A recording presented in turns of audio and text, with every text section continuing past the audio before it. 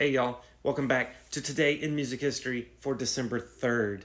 It was 10 years ago today, in 2015, that Scott Weiland of Stone Temple Pilots and Velvet Revolver passed away at the age of 48 after suffering cardiac arrest on his tour bus. You know, he had obviously suffered from substance abuse throughout his stardom, and you always hate to see this stuff happen. I never saw him live, but I know he put on some really good shows, and from what I've heard, he also put on some really terrible ones, but that's par for the course. It was 46 years ago today in 1979 that the infamous Stampede happened at the Who's show at Riverfront Coliseum in Cincinnati. This was back in the day when it was basically general admission. Apparently, the band was doing a late sound check, and the people outside had thought that the show had already started, so they rushed in to try to get a good spot. 11 people unfortunately died and 26 others were injured. The band wasn't even told about it until after the show, and they were not happy about that. The Who didn't return to Cincinnati until 2022.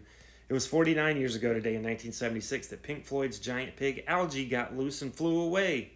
The band was shooting the cover to their iconic album Animals at Battersea Power Station on the River Thames. Pilots were warned that there was a flying pig in the sky. Algie finally came crashing down on a farm in Kent. The farmer complained that his cows were spooked by the incident, and that's art.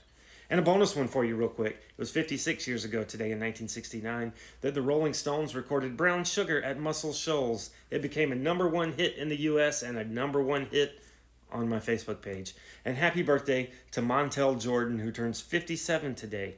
Mickey Thomas of Starship turns 76, and Ozzy Osbourne would have been 77. He passed away, of course, earlier this year at the age of 76.